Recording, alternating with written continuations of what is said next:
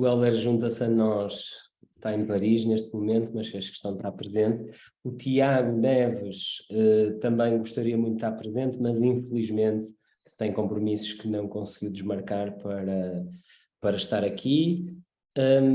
E, portanto, eu vou tentar partilhar o ecrã, porque temos aqui uma apresentação preparada. E julgo então que já está. Portanto, nós temos pensado a apresentação para demorar cerca de 1 hora, como a Teresa referiu. Queríamos desde começar por agradecer o convite que nos foi feito, agradecer ao Observatório das Políticas de Educação e Formação, ainda por cima num tema que nos é tão caro e que se relaciona com os festejos do 25 de Abril. Isso para nós é duplamente importante, e já agora o Hélder Ferraz, que nasceu no dia 25 de Abril, ainda por cima tem esse lado simbólico acrescido, e ele gosta de ter nascido no 25 de Abril, é uma questão de orgulho, e muito bem. E, portanto, nós o que vimos aqui apresentar é sobre o sistema educativo e o cumprimento de Abril, contributos para mitigar as desigualdades socioeducativas. Portanto, o que nós quisemos fazer aqui é dar um apanhado, tentar o mais breve possível de estudos que já fizemos. Eu e o Tiago Neves começámos um caminho, digamos assim, conjunto, já desde 2011, desde 2011 ou desde 2010, a estudar estes tópicos que os vamos apresentar a seguir. Entretanto, foi-se juntando o Hélder, primeiro com trabalhos de mestrado, depois com o trabalho de doutoramento, e agora mais recentemente a Andreia fez também trabalho de doutoramento. Cada um falará mais daquilo que está por dentro de mestrado, e em breve será doutoramento, tenho a certeza. E os estudos já mais conhecidos, eu tentarei sobrevoar, no entanto, sublinhando alguns aspectos importantes para as reflexões sobre as consequências para a equidade do nosso sistema de ensino. E, portanto, são 3 grandes tópicos, digamos assim. Primeiro são as questões do ensino superior e, designadamente, do acesso ao ensino superior e à equidade, onde falaremos, por exemplo, da inflação de notas, do fenómeno da inflação de notas, mas não só. Depois o Hélder Ferraz começará por falar nos programas de educação compensatória, e de seguida a Andreia Correia falará sobre o tracking, portanto o encaminhamento, digamos, para vias que alguns chamam de alternativas, mas vias profissionalizantes de ensino. E por último terminaremos com algumas reflexões sobre a equidade e a monitorização da mesma para informar o sistema educativo, digamos assim. Ou seja, o primeiro grande tópico é o acesso ao ensino superior, e aqui vamos falar sobre a inflação de notas, os desvios entre escolas públicas e privadas, com e sem contrato de associação. Isto é uma investigação que começámos a desenvolver já há muito tempo. Peço desculpa que estava aqui mexendo no relógio e não resultou. Portanto, e depois passaremos à inflação de notas por escola, eu explicarei já isto melhor. Tentaremos quantificar o impacto de pequenos desvios nas notas de acesso têm na posição dos candidatos, e depois, e aqui queríamos refletir com vocês e, portanto, tentamos desenhar isto por 1 hora para que haja espaço de debate. Em cada uma das secções apresentaremos caminhos, ou seja, alternativas, que para nós poderão levar a maior equidade no ensino superior. Portanto, primeiro, falaremos então da inflação de notas entre escolas públicas, privadas, com e sem contrato de associação. O nosso objetivo, isto começou em 2013, por volta disso, foi perceber se havia ou não desvios sistemáticos entre estes 3 grupos de escolas, sabendo nós que havia um rumor na sociedade portuguesa, designadamente alguns colégios privados inflacionavam as notas exatamente por causa do acesso ao ensino superior. E, portanto, a investigação é complexa, e eu vou tentar aqui sumarizar neste único gráfico que vamos apresentar sobre este aspecto das 3 escolas principais. Aqui, no fundo, A inflação, o desvio das notas, sumariamente refere-se à diferença entre as notas que os alunos obtêm, conseguem no exame, e as notas que lhes foram atribuídas internamente pelas escolas. Nós o que fizemos foi normalizar isso e, portanto, temos aqui a linha que representa as escolas públicas ao longo do espectro de notas. Porquê ao longo do espectro de notas? Porque a inflação não é um fenómeno constante, e é diferenciado consoante a nota no exame nacional. Portanto, o eixo do X aqui representa as notas que os alunos tiveram nos exames nacionais, ou seja, ali quando vem em 0, refere-se aos alunos que foram tirar entre 0 e 1 valor no exame nacional, depois entre 1 e 2 valores, até ao 19, a ponta direita do eixo do X, que são os alunos que foram tirar entre 19 e 20 no exame nacional. A linha do 0 refere-se à coincidência entre a nota interna e a nota de exame. Abaixo da linha do 0 significa inflação, que a nota interna foi mais baixa. Acima da linha do 0, no eixo do Y, significa que a nota interna foi mais alta do que aquela que foi obtida no exame nacional. Isto é um bocadinho mais complexo, eu estou a simplificar por questões de tempo, porque o diferencial é normalizado, ou seja, isto não representa o desvio absoluto, mas representa o desvio sobre o desvio médio. Depois, se tiverem curiosidade, eu poderei explicar melhor mais à frente. Aqui temos a linha das privadas com contrato de associação, e, portanto, elas até começam em notas baixas, digamos, para os alunos que foram tirar piores notas nos exames nacionais, começam por ser até um pouco, a haver uma pequena deflação relativamente às públicas, e depois, por volta de 9 e 10, cruza-se e há uma ligeira inflação relativamente às públicas, e depois as escolas privadas sem contrato de associação, onde claramente, ao longo de todo o espectro de notas, uma inflação em relação às escolas públicas, mas esta inflação, este desfazamento em relação às públicas, chega a atingir, em alguns intervalos de notas, mais de um valor de diferença. E eu pedia só atenção para a magnitude desta diferença, porque mais à frente na apresentação vamos ver o quão este tipo de valores que estamos a falar, meio valor, um valor, tem no impacto ao acesso ao ensino superior. Portanto, com esta investigação, ela está aqui bastante sumarizada, mas podemos perceber que há um desvio positivo da inflação sistemático de escolas privadas puras relativamente às públicas e às privadas com contrato de associação. Dizemos que é sistemático porque, de facto, aquilo que vocês viram foi um resumo neste gráfico de mais de 10 anos de análise com vários milhões de pares, exames nacionais e notas internas. No entanto, este é exatamente o gráfico que surge ano após ano, ou seja, se fizer separadamente para cada um dos anos, este gráfico parece matemático, que leva normalmente o Tiago Neves a fazer o comentário de que isto parece um fenómeno mais da física do que propriamente das ciências sociais. A magnitude da diferença é variável ao longo do espectro das notas, mas é maior quanto mais as notas se aproximam, digamos assim, notas que contam para a entrada, para o acesso ao ensino superior, e sobem inclusive acima de um valor de diferença.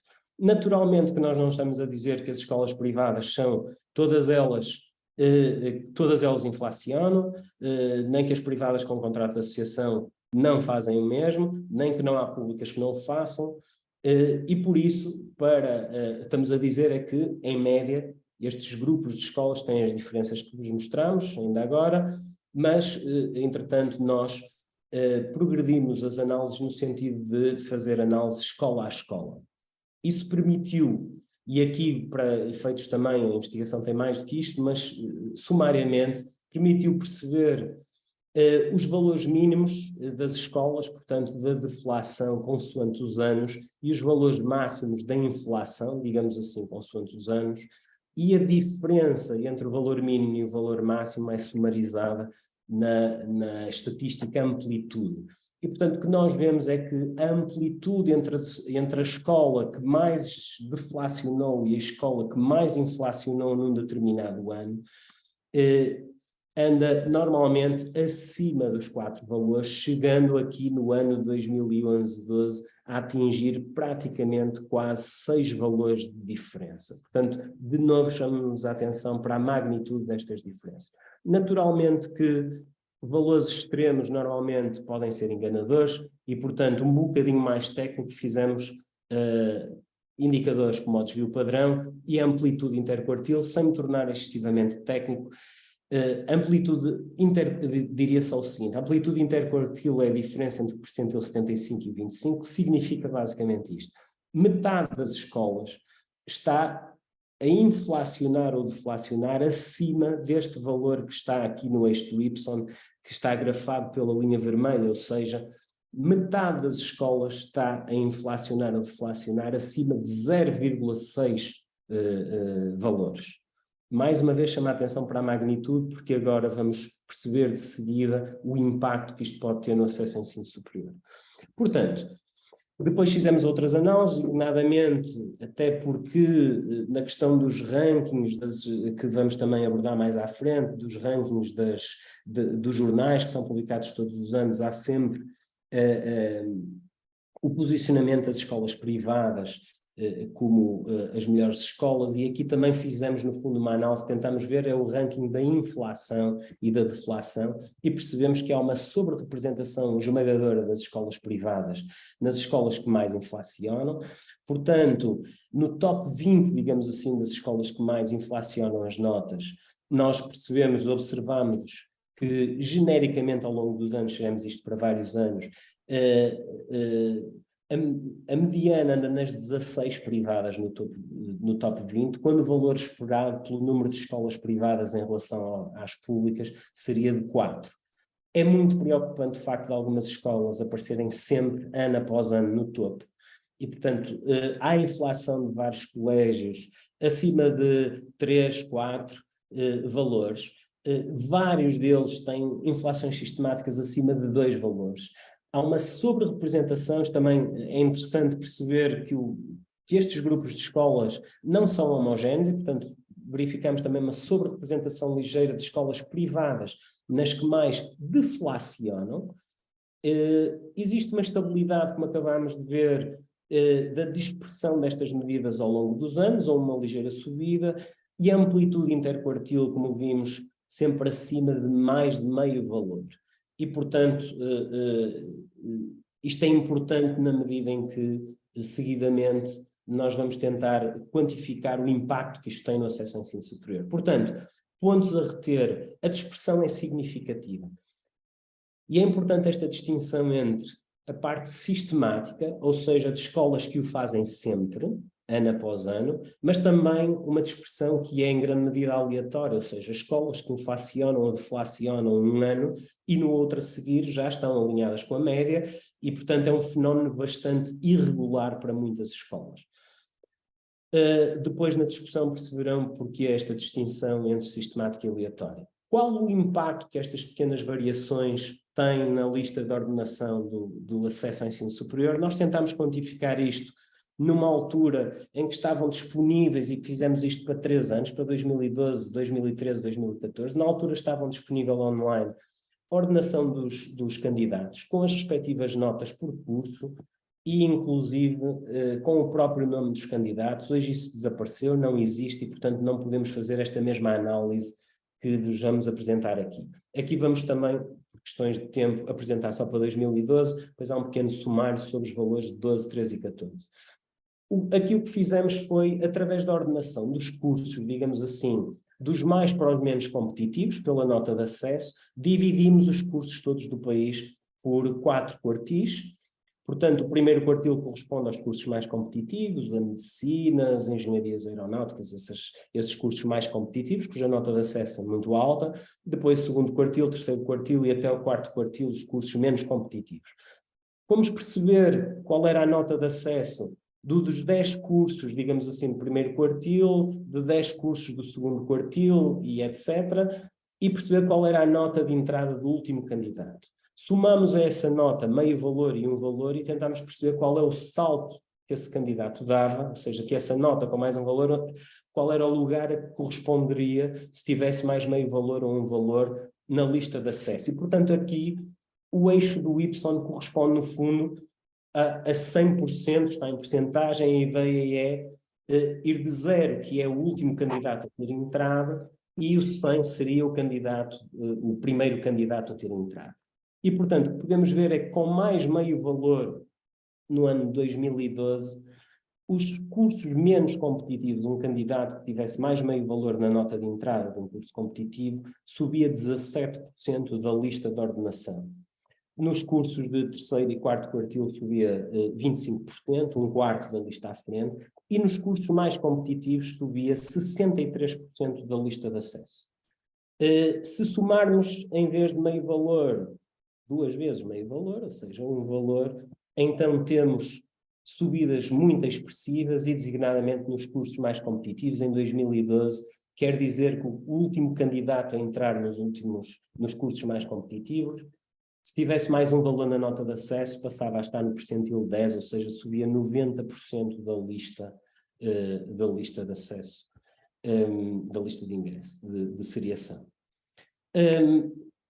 Portanto, nos cursos mais competitivos, o impacto de um valor, consoante os anos 2012, 13 ou 14, os 3 anos que fizeram, significa um salto de 80% a 90% na lista ordenada, e mesmo nos cursos menos competitivos, o impacto é bastante significativo. E, portanto, pequenas variações na nota de acesso têm um enorme impacto, e note-se que nós, isto é importante também para toda a apresentação, nós só podemos fazer isto, como muitos outros estudos, por causa da existência dos exames nacionais. Digo isto, acho que estamos numa fase em que estamos a eliminar exames nacionais e eliminar em grande medida a possibilidade de fazer estes tipos de estudo. Por exemplo, há quem argumente que este diferencial será seguramente maior em notas que não têm exame nacional, em classificações internas finais que não há o correspondente, e nós não conseguimos de facto verificar se assim o é. Podemos só remeter-nos aos exemplos anedóticos. É conhecida a fotografia que foi feita de uma pauta num colégio da região do Porto, onde na disciplina de Educação Física a nota mais baixa era ou 17 ou 18. Mas nós, de facto, aqui não conseguimos fazer investigação deste fenómeno onde não há notas de exames nacionais. Portanto, para reflexão e posteriormente para debate, qual é a reflexão que nós queríamos aqui partilhar com vocês? O acesso ao ensino superior em Portugal, neste momento, é consolidado, faz-se através de exames nacionais e das classificações internas dos alunos, grosso modo, a proporção é variável, mas normalmente metade-metade. Diria que é um sistema que tem bastante aceitação pela generalidade da população. Hoje em dia está-se mesmo, neste momento, a proceder à discussão sobre a introdução e a revisão dos mecanismos de acesso ao ensino superior, discutindo-se inclusive a introdução de outros possíveis mecanismos, entrevistas, portfólios, experiências curriculares, etc.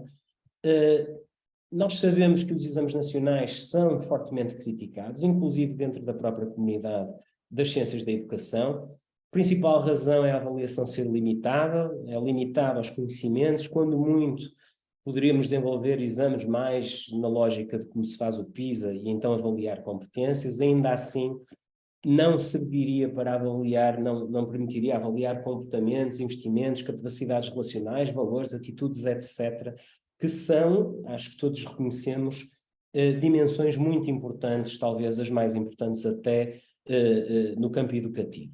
E daí sempre a tentação de colmatar ou adicionar, se é que não substituir, os exames nacionais por este tipo de avaliações.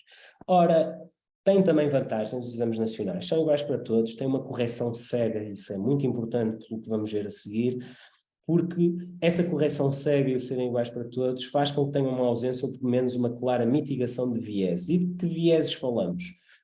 Vieses múltiplos e significativos, que na nossa opinião têm de ser claramente pensados, temos de refletir seriamente sobre estes vieses e particularmente a introdução de novos mecanismos de acesso, sob pena de, bem intencionados é certo, sabemos que a intenção é obviamente boa, mas corremos o risco de introduzir aqui camadas adicionais de iniquidade, no fundo. Que vieses são esses? Nós, por exemplo, acabamos de mostrar a investigação sobre inflação sistemática e aleatória por parte das classificações internas finais. Outros mecanismos prestar-se-ão a isto. Temos extensa literatura, sabemos, sobre o hábito, sobre a questão do capital cultural. Sabemos que classificações internas, em princípio, há um manancial de literatura que dirá que são mais propensas a este tipo de vieses. Há também um vasto manancial de literatura, designadamente da psicologia social, que reporta as questões de viés relativamente a endo e exogrupo, seja com base no sexo, na raça, na etnia, na classe social. Temos literatura, designadamente a psicometria, em que se mostra que a fidelidade de intercodificadores, por exemplo, nas classificações internas e seguramente nas entrevistas, é extremamente baixa. O que significa que qual é o sentido de usar estes mecanismos para seriar alunos à centésima? Se nós não garantimos que um aluno que teve uma determinada nota numa escola no sul do país, essa nota seja comparável no norte do país ou até na escola ao lado, ou até na turma ao lado. Portanto, se a nota não tem, se este mecanismo não tem fidelidade de interavaliadores, quer isto dizer que a nota está altamente dependente de quem a dá e não do aluno em si, então como é que nós a seguir podemos usar estes mesmos mecanismos para seriar à centésima? Por último, todos os estudos de Paul Mill e sequência, temos já também várias meta-análises sobre este assunto, a validade preditiva, e aqui devemos referir essencialmente às entrevistas e a outros mecanismos deste tipo, porque de facto as classificações internas finais demonstram alguma validade preditiva sobre as notas que os alunos vão depois ter durante o curso superior, mas já entrevistas e outros mecanismos de acesso demonstram uma fraquíssima validade preditiva, às vezes inclusive a validade preditiva é negativa, ou seja, diminui a validade preditiva de outros componentes quando entra na equação. Portanto, isto são preocupações muito grandes que nos levam a pensar que, embora mais limitados e assumindo que o são, até de um ponto de vista do que é desejável na avaliação e educação, ou seja, reconhecendo perfeitamente que seria mais interessante avaliar os alunos em termos dos seus investimentos, capacidades relacionais, valores, etc. Reconhecemos, somos obrigados a uma literatura vastíssima, alguma das quais nós também damos algum contributo, que mostramos aqui, mas uma literatura vastíssima que mostra que existem também outros fatores de preocupação, designadamente vieses múltiplos, que podem interferir com a equidade. Na medida em que o que estamos a falar, quando falamos de ordenação dos alunos para ingresso ao ensino superior, estamos a falar da comparação entre os mesmos. E esta ordenação é feita à centésima. Nós julgamos que não devemos usar mecanismos que não demonstram dar garantias desse tipo de precisão e designadamente dessa comparabilidade e, digamos assim, conseguir estar balizados relativamente à introdução destes vieses, designadamente vieses de pobreza, vieses que tenham que ver com as questões da equidade. Portanto, questionamos se, embora seguramente bem intencionados, se a introdução destes mecanismos mais subjetivos, digamos assim, não introduzirão aqui, no fundo, novas camadas de iniquidade no sistema de acesso. Portanto, que caminhos? Nós sugerimos uma possibilidade que existe em vários países de flexibilização de números clausos. Será uma hipótese interessante na medida em que alivia alguma da pressão. Em relação àquilo que mostramos aqui mais dados e que acabamos de discutir, aumentar o peso de mecanismos menos propensos a vieses, e falamos essencialmente de exames nacionais ou equivalentes. Não usar ou diminuir o peso de mecanismos que têm fidelidade baixa interavaliadores. Ela não está determinada em Portugal para as notas internas, mas tudo na literatura leva a crer que será seguramente mais baixa, bastante mais baixa do que as notas dos exames nacionais. e não introduzir mecanismos que não tenham nem fidelidade interqualificadores, referimos aqui em particular às entrevistas, validade preditiva e que sejam altamente propensos a vieses. Passo agora a palavra ao Hélder Ferraz para nos falar sobre programas de educação compensatória sobre tracking. Tracking vai ser a Andreia, mas o Hélder vai introduzir. Obrigado, Gil. Quero em primeiro lugar agradecer à organização pelo convite. É um gosto estar aqui e poder partilhar o meu trabalho, que tenho vindo a desenvolver com os meus colegas, e agradecer também a todas as pessoas que se disponibilizaram para estarem cá hoje a assistir a esta apresentação. Eu vou falar sobre os programas de educação compensatória, particularmente sobre o programa TAPE. Como o Gil está a controlar a apresentação, terei que pedir sempre que passe os slides. Gil, por favor. O Gil acaba de apresentar, e muito bem, a importância que a educação tem na nossa sociedade e, de facto, como mobiliza os grupos mais poderosos, não é, para que o acesso ao ensino superior legitime uma manutenção numa classe social e, eventualmente, a manutenção do poder. É por este motivo que a educação está associada a oportunidades escolares, a oportunidades sociais, e está também intimamente ligada com a pertença a uma classe social e a uma posição social privilegiada que tem também como grande benefício uma melhoria dos rendimentos. É o que está instalado na sociedade portuguesa também e, portanto, esta consciência de que a escola poderá ser a alavanca para a mobilidade social ascendente, ou seja, o combate à pobreza que tem vindo a ser utilizado ao longo dos tempos, particularmente, e relembro a War on Poverty, de 1964, do presidente americano Lyndon Johnson, que faz uma ligação concreta entre educação e rendimentos. E também, muito recentemente em Portugal, a Estratégia Nacional de Combate à Pobreza, que faz e estabelece uma relação também com a educação em particular. Gil, por favor. Assim, e portanto, a OCDE tem vindo a publicar anualmente o relatório Education at a Glance, que nos permite observar um conjunto de indicadores importantíssimos na educação, e um deles prende-se com as diferenças de rendimentos que os diferentes níveis habilitacionais permitem. E, portanto, a base será o ensino secundário, portanto, alguém que tem ensino secundário estará claramente em déficit relativamente a todas as pessoas que frequentaram o ensino superior. Aqui podemos ver, são todos os países da OCDE, portanto vemos que quem tem frequência universitária, em média, pode obter mais 20% de rendimentos. Quem tem uma licenciatura ou um bacharelato, em relação a quem tem ensino secundário, 44%, e quem tem mestrado ou doutoramento tem a possibilidade de obter rendimentos mais 88% de quem tem ensino secundário. Em Portugal, particularmente, estas diferenças entre quem tem uma licenciatura, por exemplo, e quem tem um ensino secundário pode atingir os 60%. Gil, por favor.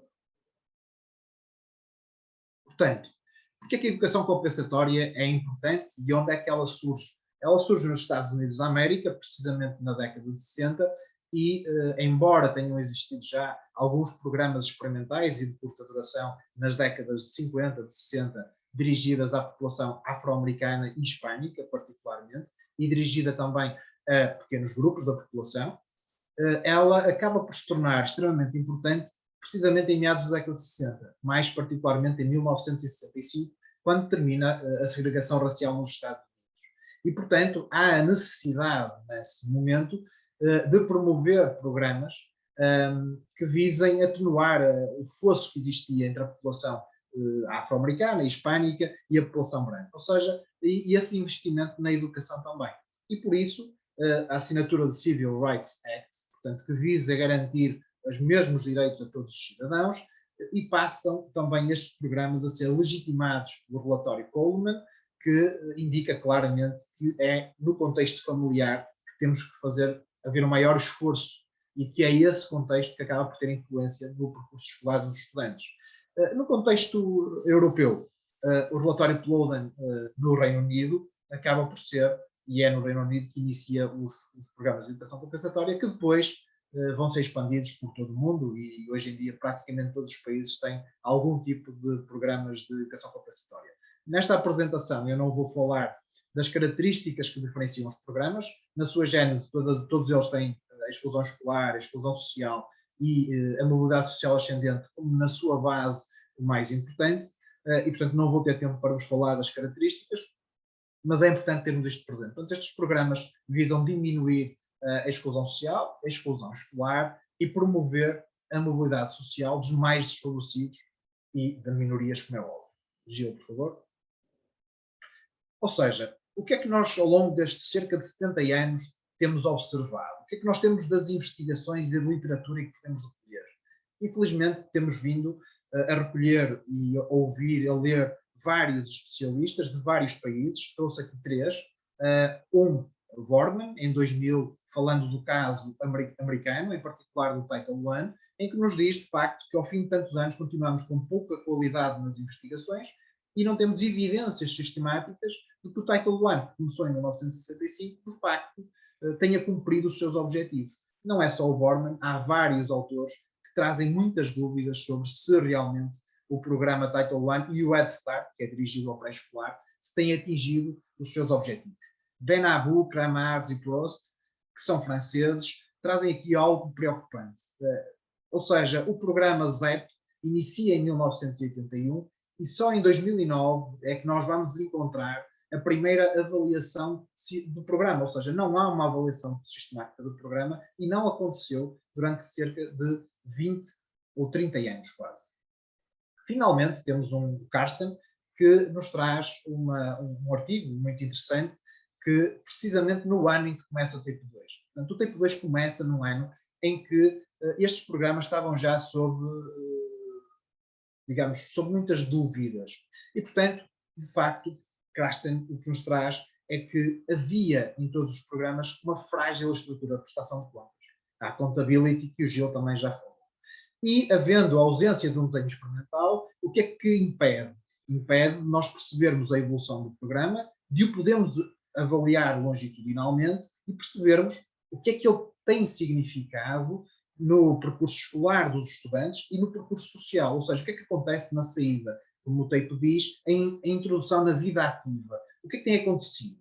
E, portanto, o que o Carsten nos diz é que este tipo de programas não tem clarificação de objetivos a serem atingidos, outros que não sejam diminuir o fosso entre ricos e pobres e entre brancos e negros. E é esta generalidade que nós vemos também no Tape. Gil, por favor. Portanto, o programa Tape inicia-se em 96, um curto período, e depois, em 2006, inicia o Tape 2 e em 2002 temos o Tape 3. O que é que o Tape procura fazer? Procura, como todos os outros, diminuir as desigualdades sociais em territórios educativos com elevadas taxas de exclusão escolar e social, fazendo através da seleção de um grupo de escolas dentro do sistema educativo que serão aquelas mais vulneráveis. Permite às escolas terem mais autonomia sobre a definição dos seus objetivos, ou pelo menos na implementação de estratégias para mitigar as suas dificuldades e os desafios, e há uma transferência de recursos humanos e materiais para essas escolas.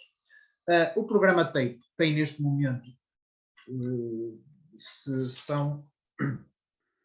peço desculpa, tem neste momento 147 escolas não agrupadas e agrupamentos de escolas, num total de escolas e agrupamentos de escolas 800. É um número que nós temos mais ou menos de escolas neste país. Os 4 grandes objetivos do programa TAPE: melhorar o desempenho escolar dos estudantes, fomentar a articulação entre a escola e a vida ativa, diminuir o abandono escolar e o absentismo e promover a relação entre a escola, as famílias e a comunidade. Gil, por favor. Ou seja, quais são os benefícios do programa TAPE? Portanto, fornecer mais autonomia às escolas para que possam desenvolver as suas próprias estratégias e mitigarem os problemas que encontram. Há um reforço de recursos humanos e materiais e também a alocação de um perito externo que apoia e monitoriza a implementação do projeto educativo. Quais são as fragilidades que temos vindo a encontrar? Infelizmente, o programa TAPE não é diferente dos programas que foram feitos até à sua implementação. E temos, em primeiro lugar, a ausência de critérios públicos da exclusão escolar e social das escolas a quando do ingresso no programa. O que é que isto nos diz? Não conseguimos responder à pergunta se estas escolas que estão no programa TEP são, de facto, as mais vulneráveis do ponto de vista escolar e social do sistema educativo português. Não sabemos e cria-nos um problema adicional, que é, nós não sabemos se as escolas que estão no programa TEP, entre elas, há desigualdades. Portanto, nós podemos estar aqui com esta ausência de critérios, não sabermos se realmente estas são as escolas mais vulneráveis e, entre elas, haver aqui desigualdades. Gostaria de trazer aqui também um trabalho que foi há pouco tempo disponibilizado pelo professor Vítor Teodoro, que, recorrendo a um conjunto de critérios de cariz social, faz um ranking das escolas e, portanto, mostra-nos que há escolas TEIP a beneficiarem e que não deveriam, como há escolas públicas que não são TEIP a necessitarem de recursos extraordinários. Há fragilidades na avaliação sistemática do programa, particularmente nos indicadores de cariz social. Eu chamo a atenção para um relatório que está no site do TGE, que é um relatório plurianual, que publica o conjunto de uma avaliação do programa TEP em 2012-2018. A conjunto de resultados que aparecem nesse relatório só em um único momento fazem a avaliação ou a comparabilidade com as escolas públicas não TEP, que é precisamente as taxas de retenção. Todos os outros indicadores, todos os outros resultados não são comparados com as escolas públicas não TEP. Falamos de abandono precoce, falamos de avaliação interna, falamos de avaliação externa, portanto, nada é comparável. Eu gosto de relembrar isto. Atenção, porque estas escolas são escolas públicas e o objetivo do programa é aproximá-las das escolas públicas que não são TEP. Ou seja, é possível comparar porque o nosso objetivo é que elas se aproximem e, portanto, por isso é que é criado um programa de discriminação positiva. Finalmente, as avaliações existentes não fornecem dados pré e pós-TEP, não há comparabilidade com as escolas, portanto, há aqui alguma coisa que não está a funcionar, porque nós não conseguimos perceber se os resultados que o programa atinge são, de facto, tão bons como as outras escolas públicas, ou se está a aproximar. E depois temos algo também que é relevante. O relatório plurianual faz uma avaliação do ensino secundário parcial. Ou seja, o que é que avalia? Avalia apenas e só 4 notas nos exames nacionais. Português, matemática A, história A e desenho A. Portanto, nós não temos uma noção concreta e completa, abrangente, de quais são as classificações do ensino secundário e em que medida aquelas se aproximam ou não das escolas públicas não têm. Gil, podes, por favor, passar? Portanto, e é isto que nós, desde 2012, temos vindo a procurar investigar e perceber. E o que é que aconteceu? Portanto, no doutoramento, o meu trabalho de doutoramento é precisamente a tentativa de perceber, ao longo dos anos, é um estudo longitudinal, que procura perceber numa perspectiva pré e pós-TEIP, que tem início em 2001, 2002, e, portanto, ao longo dos anos, até 2015, 2016, cerca de 13 anos em avaliação, vermos como é que tem sido a avaliação das classificações escolares internas e as classificações de exames nacionais dos estudantes das escolas TEIP. E percebermos se esses resultados se aproximam ou não dos das escolas públicas não TEIP ao nível do secundário. Portanto, havia aqui uma lacuna na avaliação do programa que nós procuramos preencher. E, portanto, estes dados são relevantes, como outros serão, obviamente, e, portanto, acho que se todos nos detivermos, todos os investigadores realmente procurarem avaliar os objetivos do programa, este é o primeiro, portanto, melhorar o percurso escolar dos estudantes e aproximá-los das outras escolas públicas. Portanto, teremos aqui um conjunto de resultados que valerá pensar sobre eles, refletir e tirar as suas conclusões. Portanto, e nós fizemos então este trabalho e também há aqui uma parte do meu trabalho que consiste na entrevista a diretores e a coordenadores TEIP e a grupos de discussão focalizada com professores de escolas que foram selecionadas com recurso a diferentes indicadores de desempenho escolar. E através desses indicadores nós pudemos definir quais eram as escolas que tiveram sucesso, aquelas que não tiveram, e, portanto, entrevistar as escolas no sentido de percebermos o que é que estava a acontecer e falarmos sobre os resultados. Gil, por favor. Portanto, o primeiro gráfico é um gráfico muito simples. Podem ver no eixo do X os anos que foram analisados, desde 2001, 2002 a 2015, 2006, e no eixo dos Y tem os valores, ou seja, na escala de 0 a 20, neste caso só aparece 6 a 14, e portanto o que podemos ver é que, avaliando as notas dos exames nacionais, vamos observando que não há grandes diferenças, mas ainda assim há um ligeiro afastamento que vamos ver no gráfico seguinte. Neste gráfico vamos perceber que há um afastamento das escolas TAPE das escolas não TAPE. As escolas que estão na fase 1, portanto, as escolas que estão há mais tempo no programa, que corresponde à linha azul, podemos ver e observar que há um aumento das diferenças para os resultados obtidos pelas escolas públicas não TAPE. O mesmo observamos nas escolas da fase 2 e 3, que entraram no ano de 2009, que é a linha cor de laranja. Verificamos que há um aumento das diferenças para as escolas públicas não TAPE. No caso das escolas do TAPE 4, do TAPE 3, desculpem, na fase 4, desde 2012 a 2013, na altura da avaliação ainda não tínhamos dados suficientes e, portanto, não há grande alteração, não vislumbramos também grande alteração nas diferenças. Gil? Ou seja, resumindo, o que é que nós observamos relativamente ao programa TAPE e quais são, de alguma maneira, 4 questões importantes a observar e a pensar sobre elas. Em primeiro lugar, um impacto modesto ou inexistente nas classificações escolares. Um ponto positivo que tem vindo a ser, de facto, apontado como algo muito positivo, a diminuição da indisciplina, abandono escolar e absentismo são o que mais tem sido destacado. O estigma TAPE, portanto, é um estudo de Quaresma e Lopes em 2009 que nos alerta para a possibilidade do rótulo TAPE, do programa, poder estar a colocar pressão sobre as escolas e aumentar a estigmatização que muitas delas já estão sujeitas. Finalmente, nós não temos, há uma ausência de informação sobre o impacto social do programa. Não existe no relatório plurianual e não encontramos. Nós não sabemos como é que é esta integração na vida ativa.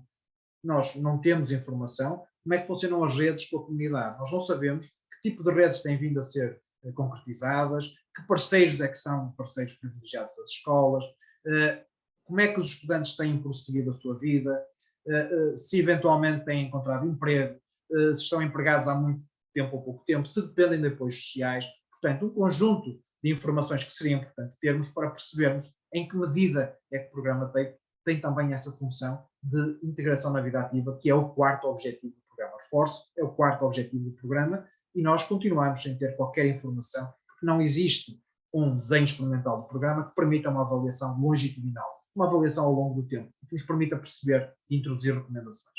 Gil, por favor. Portanto, quais são os caminhos? Em primeiro lugar, transparência.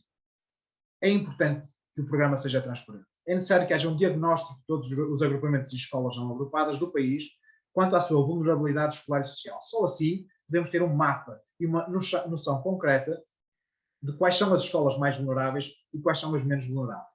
Manter o programa TAPE nas mesmas circunstâncias ou alocar recursos diferenciados de acordo com a vulnerabilidade de cada escola a nível nacional. E desta maneira evitamos o rótulo, sabendo que isto implicará, por parte dos políticos, um investimento muito maior no programa. Mas é necessário tornar públicos os critérios escolares e sociais para a elegibilidade das escolas integrarem o programa. Ou seja, as escolas estão no programa, porquê? Porque têm muitos estudantes a necessitar de apoio social. Quais são os motivos? Há um baixo desempenho escolar? O que é que aconteceu? Por que é que elas integraram o programa? Nós precisamos saber. Todos nós precisamos saber. É urgente. É preciso também, com este diagnóstico, com estes indicadores, definir a atribuição dos recursos. Ou seja, os recursos são atribuídos de acordo com uma escala e, portanto, de acordo com as necessidades de cada escola. Portanto, e isto tem que ser também claro, tem que ser público. Portanto, não podemos atribuir a uma escola determinados recursos quando ela não é tão ou menos vulnerável do que aquela que está ao lado. É necessária uma avaliação sistemática do programa com recomendações anuais. Ela existe, como eu já disse, mas tem muitas fragilidades.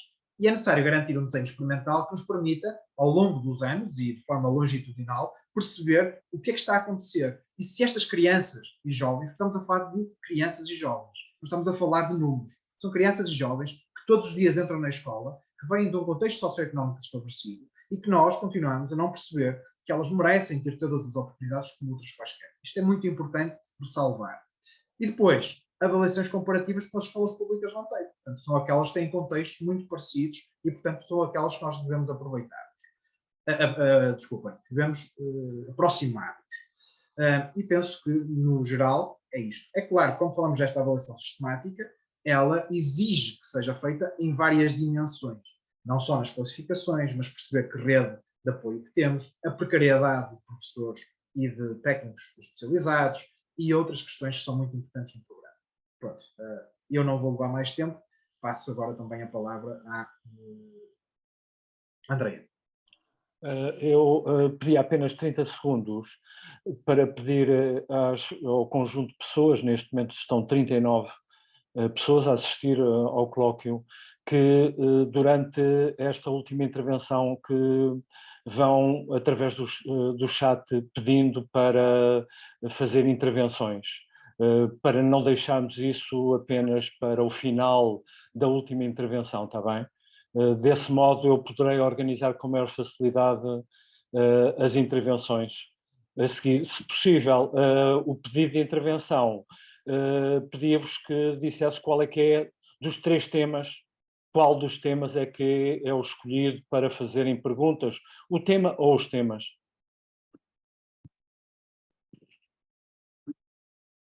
Ora, boa tarde a todos. Queria agradecer a todos que estão a assistir aqui às nossas investigações. Agora vou-vos falar um bocadinho da investigação que realizei, que surge após o estudo do Helder, que aponta para uma diminuição do número de exames nacionais realizados em escolas STAPE. O Helder então levantou a hipótese de estar a existir um encaminhamento destes estudantes das escolas STAPE para vias profissionalizantes, dado que nestas vias não é obrigatória a realização de exames nacionais para a conclusão do ensino secundário. Então,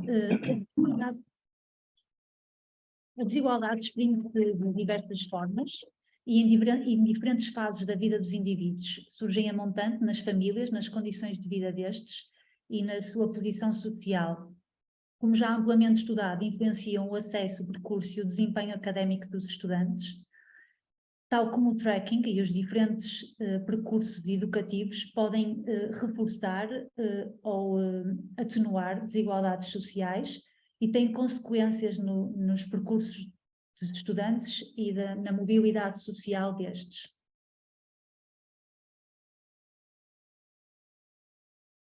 Em Portugal, a mobilidade social é baixa. Assistimos à reprodução social das famílias, dos pais para os seus descendentes. E quanto mais baixo o nível de disparidade dos membros de família, maior a privação material severa, a taxa de risco de pobreza e menores os ganhos. Ora, o que é o tracking? O tracking é a alocação dos estudantes em diferentes vias educativas. Ele é comum a todos os países europeus no decurso do ensino secundário, sendo que nos começa mais cedo e noutros mais tarde. Aquilo que os dados apontam é que quanto mais cedo é realizado este tracking, maior tende a ser a influência do contexto socioeconómico sobre o desempenho dos alunos.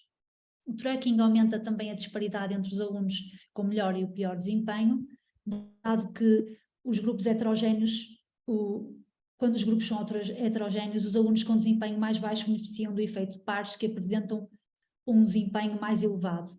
Aqueles que defendem o tracking alegam que, ao dividirmos os alunos em percursos diferenciados, estes podem beneficiar de um ensino à sua medida, o que não só reduz o risco de subdesempenho, como reduz também o risco de abandono escolar precoce. As ofertas educativas que nós estudamos foram então do nível secundário orientado para jovens, com 2 vias distintas, os cursos científico-humanísticos e o ensino profissionalizante. O ensino profissionalizante divide-se nos cursos de aprendizagem, cursos de educação e formação, cursos artísticos especializados e cursos profissionais. Quando atentamos no perfil socioeconómico dos estudantes das diferentes vias educativas, podemos observar inúmeras diferenças e desigualdades, nomeadamente na idade média. Os estudantes que estão no ensino profissional tendem a ter idades mais elevadas, o que poderá apontar para maiores reprovações ao longo da escolaridade. Tendem a ser mais homens a frequentar o ensino profissional, O nível socioeconómico das famílias é mais baixo no ensino profissional, com mais apoios sociais escolares. As condições materiais e as condições tecnológicas das famílias dos alunos matriculados em cursos profissionais é também mais baixo. E as habilitações escolares dos pais são mais elevadas nos cursos científico-humanísticos. Esta tabela mostra aqui a situação após um ano de conclusão do ensino secundário por oferta educativa, desde 2010 a 2020. Como podemos observar, o número de estudantes que concluiu o ensino secundário por uma via científico-humanística encontra-se em larga medida, cerca de 80% a estudar numa instituição de ensino superior, após um ano na conclusão do secundário. Quando vemos os valores dos cursos profissionais, são muito mais baixos, o que aponta para que estes alunos não estão de facto a prosseguir estudos. Quando vemos também quem é que não se encontra a estudar após um ano da conclusão do ensino secundário, podemos observar que os cursos profissionais têm percentagens muito mais elevadas do que os cursos científico-humanísticos. Então, o objetivo do nosso estudo era conhecer a evolução do panorama nacional de ensino secundário, em termos de tipologias e representatividade das ofertas educativas disponíveis e orientadas para jovens. Desde 2003 a 2021, o nosso objetivo era perceber o comportamento das escolas TAPE quando comparadas com as escolas não TAPE. Para isso, as escolas não TAPE foram selecionadas de modo a abranger apenas escolas secundárias, não escolas artísticas, nem escolas profissionais, nem alunos no IFP, de modo a conseguirmos ter dois grupos mais semelhantes, os mais semelhantes possíveis, para comparar os dois tipos de escolas. Aqui temos os resultados da nossa investigação, nestes 4 gráficos. Como podemos ver, no eixo do X temos os anos letivos, no eixo Y temos a percentagem de alunos em cada oferta educativa, no ensino profissionalizante e o ensino científico-humanístico. O ensino científico-humanístico está representado a azul, atracejado em todos os gráficos, depois as cores variam consoante a fase. Quando podemos ver aqui na figura 1, a primeira figura, temos o total de escolas TAPE, é o total TAPE e o ensino escolas não TAPE. Quando observamos as tendências de evolução, reparamos que, de facto, as escolas não TAPE têm menos percentagem de alunos no ensino profissionalizante, que são as 2 linhas de baixo, e mais alunos em cursos científico-humanísticos, na linha de cima. Quando observamos aqui a figura 2, podemos ver então as diferentes fases. A TAPE 1 é de facto aquela que mais se distancia das escolas não TAPE. Podemos observar aqui uma percentagem muito mais elevada de alunos matriculados em cursos profissionalizantes, sendo que até em 2 anos a percentagem de alunos em cursos profissionalizantes é de 50% e 50% em científico-humanísticos. Quando passamos aqui para a figura 3, temos o TAPE 2.3 e podemos observar que aqui ao longo do tempo há de facto uma tendência de aumento de alunos em cursos profissionalizantes. Na última figura, que diz respeito ao TAPE 4, podemos observar que é de facto a mais semelhante ao não TAPE, tendo apenas 5% a mais de alunos matriculados no ensino profissionalizante. Aqui neste gráfico temos a evolução da diferença de percentagem de alunos matriculados no ensino profissionalizante em escolas TAPE por fase relativamente às escolas não TAPE. Temos no eixo do X os anos letivos e no eixo do Y temos a percentagem de distância às escolas não TAPE, ou seja, a linha se cruzasse o 0 seria igual às não TAPE, quando não cruza tem mais ou menos percentagem de aluno. Nestes casos, podemos observar que em todas as fases TAPE há de facto mais alunos no ensino profissionalizante, sendo a TAPE 1 a que mais alunos tem e a TAPE 4 menos alunos. Ora bem, recebendo a literatura, nós concluímos que, de facto, esta aposta no ensino profissionalizante por parte das escolas TAPE poderá não ser a melhor para os alunos em desvantagem socioeconómica, que são os alunos nestas escolas. Porquê? Porque, ao rever as taxas de transição e conclusão dos cursos profissionalizantes, que de facto costumavam ser mais elevadas, e as taxas de retenção e desistência mais baixas, podemos concluir que, podemos observar que de facto esta taxa está a diminuir, esta vantagem do ensino profissionalizante, tanto que no ano de 2019, 2020 e 2021 a taxa de conclusão dos cursos científico-humanísticos foi superior à taxa de conclusão dos cursos profissionais. Isto poderá dever-se, e provavelmente deve-se ao facto de, nestes 2 últimos anos, não terem sido necessários a realização de exames nacionais para a conclusão do ensino secundário, por parte dos alunos em cursos científico-humanísticos, mas de qualquer forma é uma tendência que tem diminuído ao longo do tempo. Quando falamos de inserção no mercado de trabalho, esta de facto parece ser mais rápida, após a conclusão do ensino secundário pela via profissionalizante. No entanto, segundo a OCDE, a vantagem de emprego para os possuidores de uma qualificação profissional tende a enfraquecer e até a inverter-se ao longo das suas vidas, ou seja, aqueles que concluem pelos cursos científico-humanísticos, a certa altura ganham uma vantagem relativamente aos que concluem pelos cursos profissionais. De facto, não existe um indício consistente de uma maior taxa de emprego para os que possuem um nível secundário profissionalizante. Os dados são controversos. Temos dados do Conselho Nacional de Educação que apontam para taxas idênticas e a OCDE para uma taxa ligeiramente mais elevada nas vias profissionalizantes.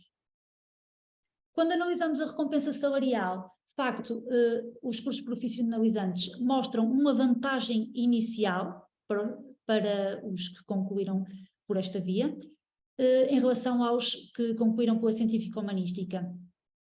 No entanto, os rendimentos vão caindo de uma forma lenta, sendo que, segundo aqui um estudo que trazemos da Oliveira, que mostra que os salários se tornam mais elevados para os trabalhadores com formação científica-humanística quando estes atingem cerca de 8 anos de experiência. Outro ponto é os jovens que concluem por cursos profissionais tendem a serem mais suscetíveis a tornarem-se jovens NEET, que não estão nem envolvidos em processos de educação, nem de formação, nem em nenhum trabalho. O que poderá estar relacionado com o facto da formação profissional ser mais suscetível a conduzir a um emprego em risco de automatização.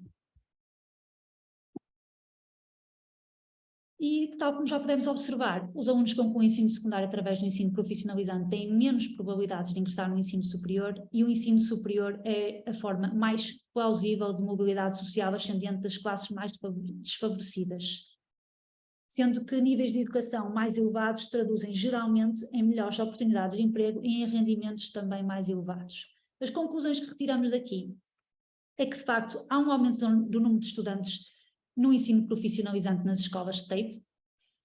Esta influência das escolas TAPE no fenómeno pode ser analisada de diferentes formas. O programa parece encaminhar um maior número de estudantes para o ensino profissionalizante, ou, por outro lado, o programa poderá não estar a conseguir reverter uma tendência que se verifica nos meios mais desfavorecidos. Este encaminhamento precoce dos estudantes para determinadas vias constitui uma forma de segregação, pode limitar a equidade educativa e não existem evidências que sustentem que tal opção seja mais vantajosa para os desfavorecidos, tal como podemos ver na revisão anterior. Este fenómeno não é tido em conta na avaliação do programa TAPE, não é um fator de avaliação, não é um critério sequer, apesar de ser um fenómeno amplamente estudado, a OCDE já ter recomendado uma atenção especial para os fenómenos de canalização dos estudantes para as vias profissionais e para as consequências desse encaminhamento. Então, nós propomos o quê? Propomos o fortalecer da relação entre as escolas envolvidas no programa e o ensino superior, fomentando a participação dos grupos mais desfavorecidos e desenvolvendo projetos que envolvam os alunos e as instituições além da escolaridade obrigatória. Então, seguir para o último tópico da nossa apresentação, vamos brevemente só debruçar-nos sobre a monitorização do sistema educativo e, em particular, sobre como é que nós podemos saber se a equidade tem vindo a subir ou a descer no nosso sistema educativo, como é que a conseguimos caracterizar e proceder à sua monitorização. E, portanto, nós partimos de um pressuposto que julgamos que é defensável, depois podemos debatê-lo, mas que é que a caracterização e evolução da equidade implica necessariamente que haja instrumentos de monitorização do mesmo. Ou seja, sem instrumentos de monitorização da equidade, ficaremos remetidos para as nossas próprias percepções sobre o que está a acontecer no sistema, sem termos indicadores que nos permitam tirar a limpo se essas percepções são mais ou menos corretas. No entanto, os instrumentos de monitorização são, como sabemos, altamente problemáticos, quer porque, apesar de, desejavelmente, os instrumentos de monitorização se quererem neutros em relação ao sistema que avaliam, sabemos que não é assim. Portanto, sabemos que um instrumento de monitorização frequentemente, se não sempre, tende a interferir com o próprio sistema que procura avaliar. Isto é particularmente nos rankings dos jornais, sobre os quais nós também produzimos já alguma literatura, alguma investigação, que vamos aqui só brevemente aflorar para concluir, e é uma tomada de posição que temos vindo com o passar do tempo a tornar mais assertiva pelas consequências que nos parece que está a ter para o sistema, que é estes rankings são todos os anos produzidos e vendidos pelos principais jornais portugueses, são desadequados e promotores de iniquidade. Em contrapeso, vamos também falar um bocadinho sobre, muito brevemente também, mas só para mostrar o que podem ser alternativas a este tipo de rankings, de indicadores que, em nossa opinião, são claramente mais sustentáveis, mais argumentáveis, mais defensáveis, esta é a palavra, apesar dos seus limites, que também os têm, mas têm seguramente potencialidades interessantes e vamos já ver um exemplo muito concreto disso. Por fim, discutiremos, como tem vindo a ser a lógica desta apresentação, caminhos para a monitorização do nosso sistema educativo. Portanto, o que são os rankings de jornais?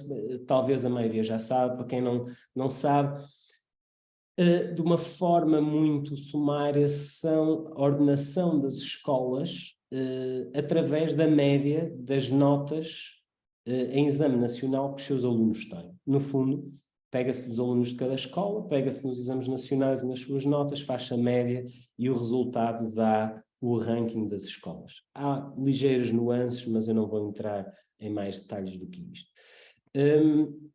Qual é o efeito desejado de quem defende este tipo de mecanismo de accountability? Bom, isso mesmo, accountability, portanto, feedback sobre o sistema, informação sobre o sistema que permita depois uma reorganização das próprias escolas, tendo informação sobre si próprio, sobre o seu mau ou bom desempenho, informação aos próprios decisores políticos, informação aos pais que podem sim escolher melhores ou piores escolas.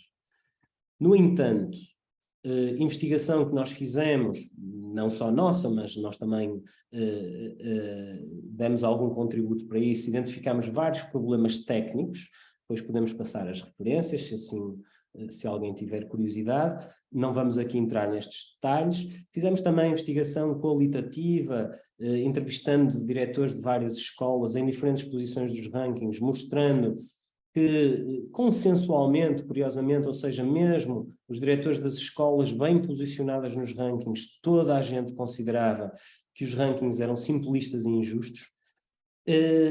Também há várias evidências de nossa investigação e de investigação não realizada por nós, que estes rankings interferem negativamente no trabalho das escolas e cada vez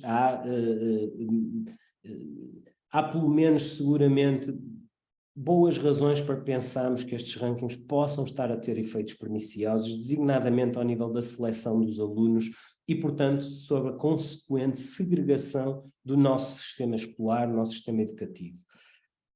Interfere nas escolhas das famílias, mas não num sentido positivo, ou seja, nem todas as famílias têm igual capacidade de uso da informação, e aqui para as questões da equidade é muito óbvio que são as famílias melhor posicionadas, digamos assim, em termos socioeconómicos, em termos culturais, que vão poder fazer um melhor uso da informação disponível, para assim, no fundo, escavar ainda mais o fosso entre elas e as famílias mais desfavorecidas. E tem, capas dos jornais não faltam, para todos os anos solidificarem a percepção de que o ensino privado tem mais qualidade do que o público, porque estes rankings, apesar de claramente não serem indicadores disso, são lidos frequentemente e até publicitados como indicadores da qualidade do trabalho que se realiza dentro das escolas. Portanto, estes rankings de jornais que não levam em conta o nível socioeconómico dos alunos, não levando em conta esse nível socioeconómico dos alunos, o que é que está na realidade a avaliar? Já dissemos, avalia não a qualidade do trabalho das escolas, mas sim a capacidade que os alunos dessas escolas têm em tirar boas notas, que, até porque isso não é controlado nestes rankings, já seria uma capacidade que estaria lá independentemente do trabalho da escola. Seguramente estes rankings não dão indicação de se a escola está a conseguir ou não melhorar o desempenho esperado desses mesmos alunos, na medida em que não tem variáveis de controle do nível socioeconómico dos próprios alunos. Portanto, afirmamos nesse aspecto, relativamente à equidade, estes, para além de desadequados, são, na realidade, promotores de iniquidade. Já em contrapeso, e sabemos que a própria utilização do PISA é em si mesmo controversa, particularmente nas ciências da educação, mas uma coisa será talvez aceitável por todos, que tem indicadores bastante abrangentes e pormenorizados do nível socioeconómico dos alunos. Isso permite outro tipo de observação. E, portanto, o que encontramos aqui, de facto, para ilustrar a forma como diferentes realidades, diferentes mecanismos de monitorização permitem olhares radicalmente diferentes e, consequentemente, passa a redundância, consequências muito diferentes para o sistema, tem implicações muito diferentes. O que vemos aqui são dados da OCDE com base no PISA, e o que podemos ver é uma ordenação dos países em que a linha do zero representa, no fundo, uma equivalência entre o ensino público e o ensino privado em termos de performance. Os losangos, que são alguns a amarelo, a cor ou a ausência de cor significa se atingiu a significância estatística ou não. Portanto, os losangos estão a amarelo, significa que essa diferença é suficientemente grande para atingir a significância estatística, se estiverem a cinzento não, e o mesmo é verdade para as barras. Azul escuro significa significância estatística, azul claro não significância estatística, embora a tendência esteja lá. Bom, qual é a média dos países da OCDE? Significa que os países da OCDE, em média, o ensino público, quando controlado o nível socioeconómico dos alunos, comporta-se melhor, tem melhor performance, apresenta melhores indicadores do que o ensino privado. Onde é que está Portugal? Portugal está aqui, também é verdade, embora a tendência não tenha uma magnitude suficientemente expressiva para atingir a significância estatística, vemos que também o ensino público, ao contrário das capas de jornais, ao contrário das conclusões que podemos chegar todos os anos através de ler a literatura, a imprensa portuguesa, o ensino público comporta-se melhor, apresenta melhores indicadores do que o ensino privado.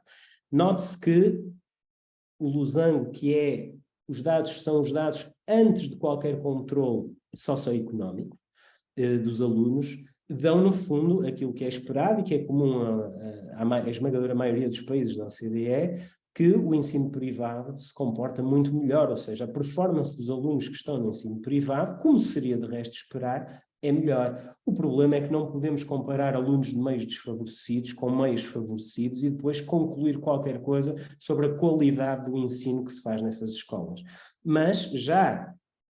Peço desculpa, mas já neste tipo de rankings, com controle do nível socioeconómico de alunos, com os indicadores disponíveis, podemos perceber que o controle estatístico dos mesmos faz toda a diferença para as conclusões e aqui, no caso português, permite inverter de forma clara o que são as conclusões que temos todos os anos na imprensa portuguesa. Portanto, para terminar, que caminhos é que nós propomos? Bom, nós achamos que se queremos ter um trabalho consequente e, acima de tudo, sabermos por onde é que andamos a navegar, será muito difícil escaparmos ao facto de precisamos de mecanismos adequados de caracterização e evolução da equidade, ou seja, instrumentos de monitorização adequados do fenómeno da equidade. Portanto, isso implica que eles sejam o mais objetivos possível. Portanto, sem vieses, com fidelidade interavaliadores. Isto referimos essencialmente, estamos a falar de mecanismos que tenham ou provas muito mais na lógica dos exames nacionais, ou como se fazem no PISA, muito menos onde haja subjetividade da avaliação, que de facto são, como já vimos, permeáveis a todo tipo de vieses.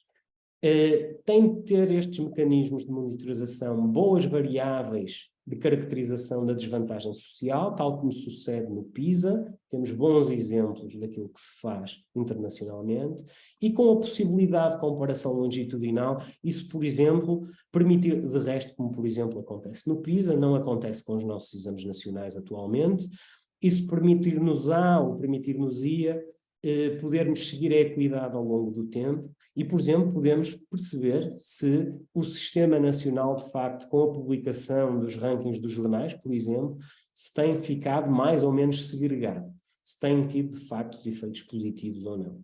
E, portanto, terminamos assim a partilha destas nossas investigações e destas nossas reflexões e abrimos ao debate, quem quiser, agradecendo de novo o convite para cá estar, que foi com muito gosto que aceitamos. Muito bem, agradeço aos intervenientes a apresentação destas quatro linhas de investigação e os resultados que obtiveram até o momento. E agradeço também o esforço por tentarem fazer esta articulação entre os diferentes trabalhos. Eu creio que temos muitos motivos para ter aqui um debate. Até agora está apenas uma pessoa inscrita, eu dou-lhe, portanto, a palavra à Carolina Pedroso, que pediu para comentar, não apenas para comentar, mas talvez também para perguntar alguma coisa sobre os programas de educação compensatória. Olá. Olá, Sim, boa tarde. Antes de mais, agradecer a vossa intervenção e sim, realmente é uma questão que eu tenho sobre a escola STAPE. Quando falaram sobre a existência de um perito externo, eu queria tentar perceber, este perito externo é um profissional, portanto, qual é a sua área a sua área onde se especializou, não é? E é externo ao quê? Às escolas, portanto não acompanha o trabalho dos alunos no dia a dia? Helder, obrigado Carolina pela questão. Sim, um perito externo é alguém externo às escolas, portanto é um especialista, normalmente um académico vindo de alguma universidade ou faculdade e portanto alguém que é especialista em educação e portanto poderá a partir daí acompanhar a implementação e a monitorização. Não é de facto alguém que está nas escolas e que está diariamente nas escolas, não é alguém que vem de uma instituição de ensino superior e que vai acompanhar o desenvolvimento do projeto educativo da escola em questão, ou das escolas em questão. O mesmo perito externo pode acompanhar mais do que uma escola ou mais do que uma agrupamento de escolas. Não sei se Carolina se respondi à sua questão. Sim. Ok, muito obrigada. Obrigado. Não temos por agora mais ninguém inscrito, enquanto aguardamos que se inscreva mais alguém. Eu queria fazer uma pergunta ao Hélder sobre o trabalho que apresentou. Eu creio que, embora eu não tenha acompanhado os últimos anos e as últimas fases do STEP, mas acompanhei a primeira fase do STEP, portanto já há largos anos, e as coisas podem ter tido uma alteração durante estes vários ciclos dos territórios de intervenção prioritária, mas creio que o impulso original do STEP partiam de uma corrente designada por, enfim, corrente socio-institucional, que partia do pressuposto que o insucesso escolar, o abandono, seriam o resultado de uma interação negativa entre as características socioculturais dos alunos e o funcionamento da escola.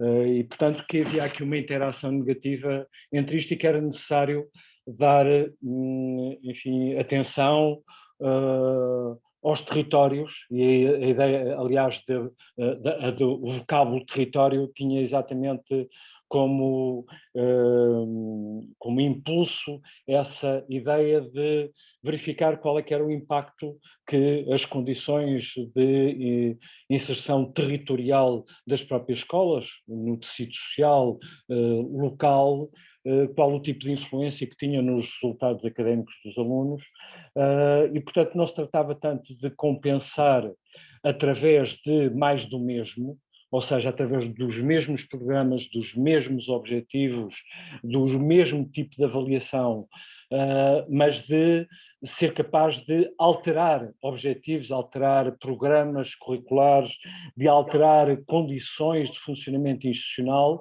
de tal modo que isso provocasse um abalo não disruptivo, pelo menos num primeiro momento, mas talvez até disruptivo no decorrer do tempo, no funcionamento tradicional da escola. Bom, desde logo na questão do agrupamento dos alunos.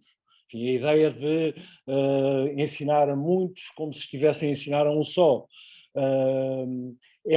Esse impulso original existiu na primeira fase do STEP, coisa que, do meu ponto de vista, logo na primeira fase, nunca chegou a ser concretizada. A minha perplexidade em relação ao trabalho de investigação que foi realizado é de não haver qualquer tipo de informação sobre que alterações institucionais foram realizadas nesses TEPs, que alterações nos modelos de avaliação, que alterações nos programas curriculares, que alterações no modelo, na composição dos alunos, portanto, na ideia de que os alunos devem ser agrupados a partir de uma lógica graduada, como se todos, quando entram para um determinado ciclo de estudos, estivessem à partida nas mesmas condições, portanto, essa lógica estandardizada de 200 anos, dos jesuítas, dos colégios de há 200 anos, e, portanto, mantendo-se, se houve algum tipo de alteração nestas condições de funcionamento.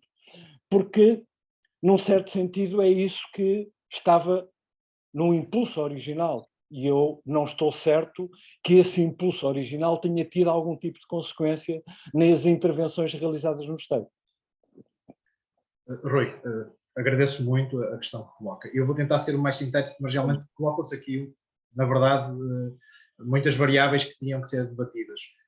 A primeira delas é que o grande impulso dos programas de educação compensatória, nas décadas 50 e 60, com programas de pequena escala, tinham características que realmente iam de encontro àquilo que o Rui acabou de dizer. Ou seja, havia um rácio de professor-estudante de dois professores para cada 3 estudantes, havia uma relação muito próxima com os estudantes, o envolvimento das famílias, e, portanto, estes programas de larga escala tinham características que nunca foram traduzidas para larga escala. Ou seja, quando os programas de larga escala surgem, eles surgem por motivações políticas, para dar resposta às necessidades da população. Mas se, eventualmente, duas questões primordiais, o número de estudantes por turma e o número de professores fosse alterado, era extremamente dispendioso. Mas era de facto isto que acontecia nos programas de larga escala nos anos 50, 60 nos Estados Unidos. Portanto, o que temos é uma transição para os programas de larga escala sem qualquer noção ou avaliação se aconteceu ou não. Porque uma coisa é um programa de pequena escala num determinado local, outra coisa é passá-lo para um programa a nível nacional, estadual ou o que for, e nós sabemos que isso é um risco muito grande. Ainda hoje continuam-se a debater estas questões. Portanto, ainda hoje, muitos, e é consensual em certa medida, os modelos de educação compensatória dos programas de pequena escala nunca foram traduzidos em larga escala, exatamente com algumas características extremamente importantes.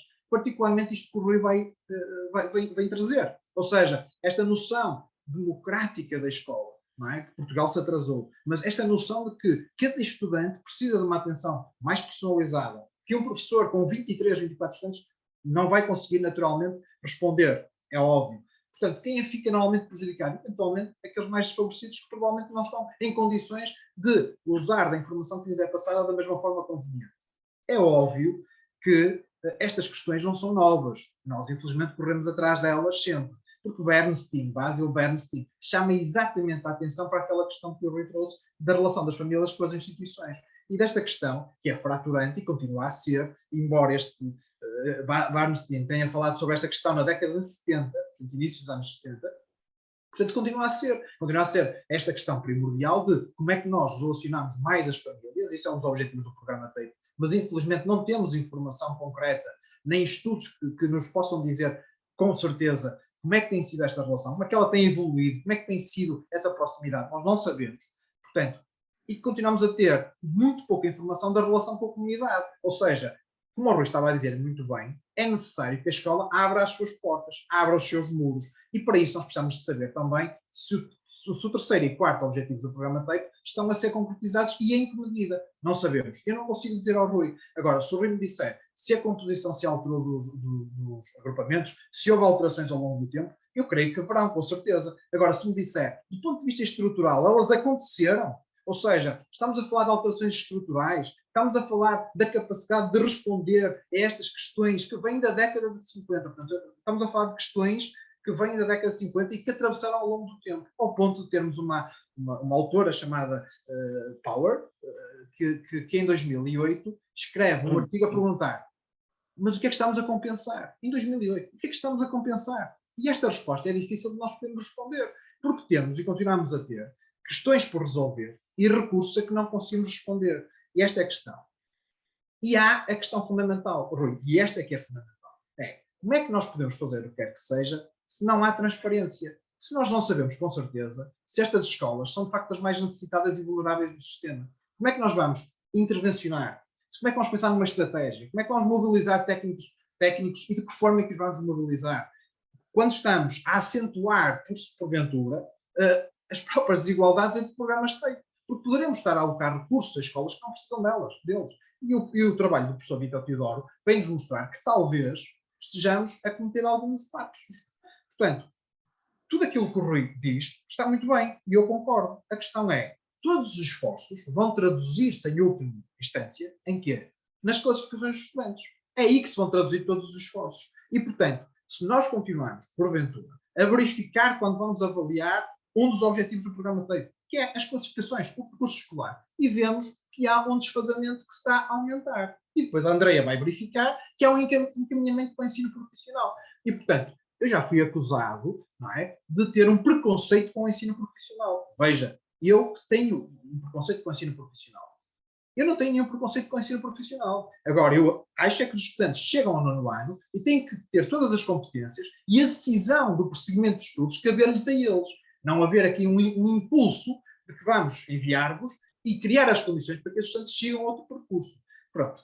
Eu não sei se estou a responder ao que o Rui me pergunta, mas de uma forma geral quero dizer-lhe que nós continuamos exatamente no mesmo ponto, porque não conseguimos resolver este desfazamento entre a instituição e a família. Mas todos os estudos, o relatório Coleman, o relatório Plowden, todos eles vêm alertar-nos para a necessidade de aproximar as famílias da escola e ter em consideração este contexto desfavorecidos, que são as famílias. Portanto, este é algo que nós temos que continuar a pensar. Mas, no fundo, e mais importante, é pensarmos de uma forma muito mais abrangente. E irmos lá atrás, eventualmente, repensar que estratégias podemos recuperar e se temos capacidade para as recuperar e implementar.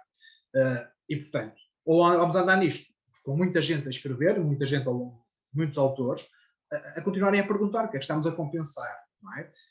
O que é que estamos a fazer. Não há resultados em evidências que esteja a funcionar. E, portanto, nós acho que temos, talvez, parar um pouco e olhar para isto com a seriedade que exige. Penso eu. Não sei se respondi às questões que o Rui perguntou, mas, no geral, é isto.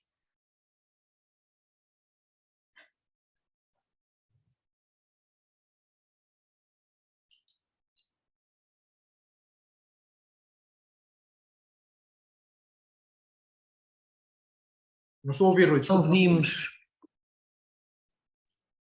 Mais perguntas, mais comentários que queiram fazer para alargarmos o debate?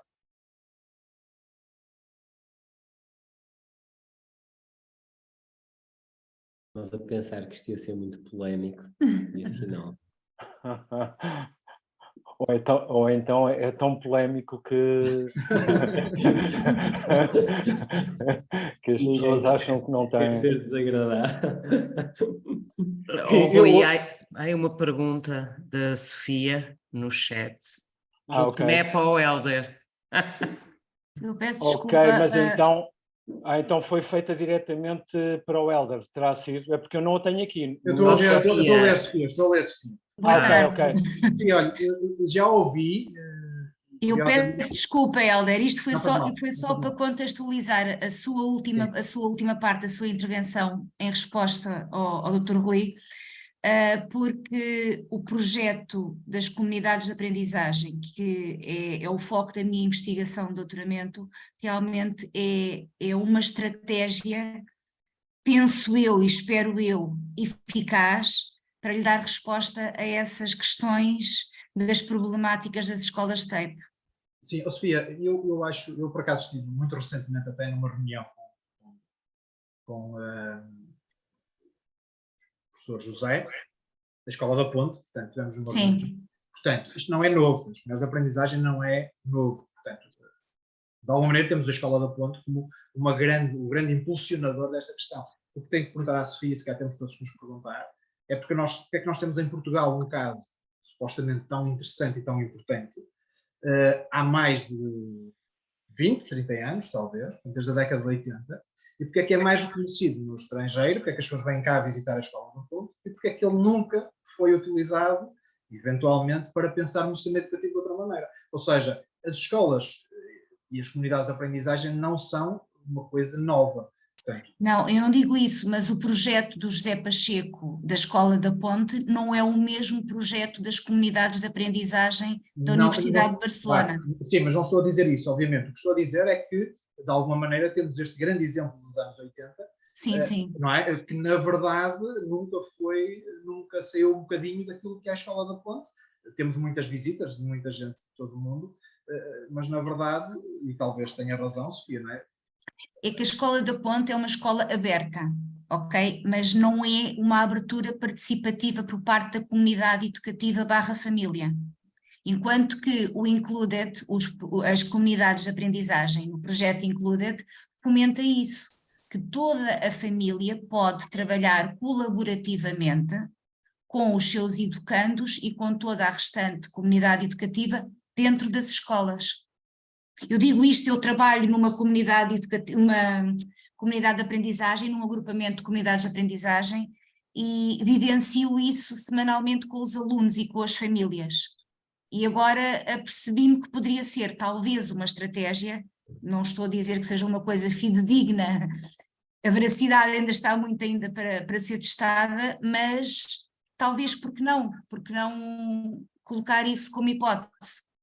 Sim, eventualmente, mas é isso, eu julgo que nós temos já exemplos que infelizmente não saíram quase do local, não é? Sei também que algumas comunidades de aprendizagem têm enfrentado questões legais também, infelizmente. Exato. Por isso, e tem sido extremamente difícil para estas comunidades poderem integrar e pôr em prática aquilo que entendem, e portanto sei que é um grande esforço.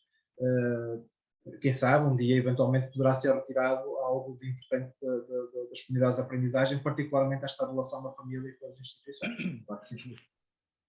Obrigada. Nada.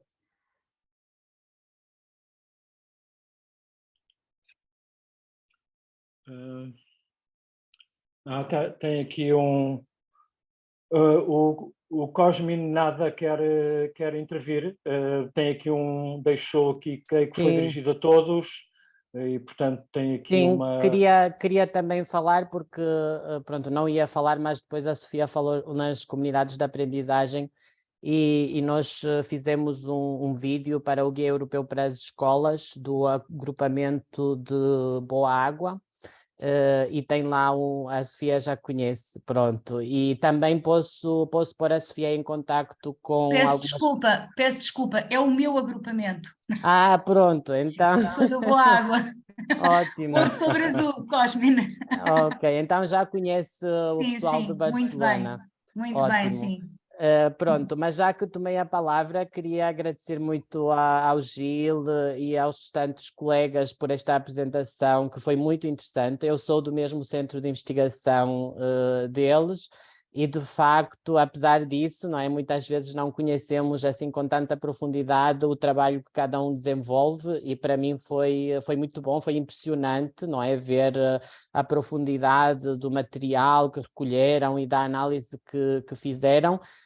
Portanto, estou mesmo muito impressionado, e parabéns pelo vosso trabalho. E o que me pareceu aqui que sai muito visível, não é, das vossas conclusões, é de facto que sofremos de uma certa falta de dados que nos possam ajudar a compreender estes fenómenos, e principalmente as desigualdades, de uma forma mais sistemática, não é? E depois também desenhar melhores políticas nesse sentido. E eu sinto que isto é um problema em todos os níveis educativos, não é? Ainda há pouco tempo estive numa reunião em Lisboa sobre asilo e imigração forçada. Estávamos a falar sobre as questões dos refugiados no ensino superior, por exemplo, e pessoas que trabalham nesse campo não fazem ideia quantos refugiados há, de onde é que eles vêm, quais são as suas características. Portanto, há de facto aqui uma grande dificuldade a nível dos dados. Primeiro porque há alguns dados que não são mesmo recolhidos, não é, pelas instituições e mesmo pelo Estado, e aqui para não falar da questão dos dados étnico-raciais, não é, para quem trabalha questões de racismo na educação, é mesmo muito difícil conseguir dados nesse sentido sem ser qualitativos. E depois também temos dados que as instituições têm, mas que não divulgam ou que não partilham com tanta facilidade.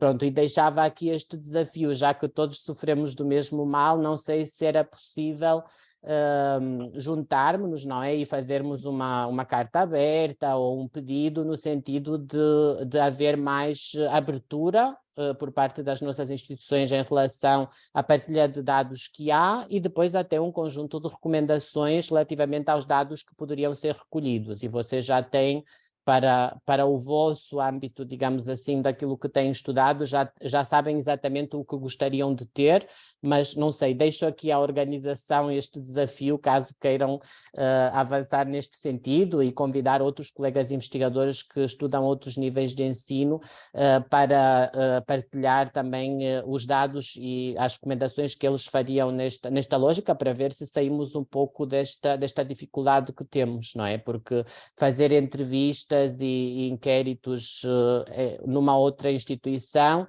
é muito importante, é muito relevante, mas depois, para sermos ouvidos a nível político, de facto carecemos de dados mais significativos. Muito obrigado, Cosme. Obrigado, Cosme. Sofia, obrigado também, não agradeci a sua intervenção, obrigado também. Cosme, obrigado.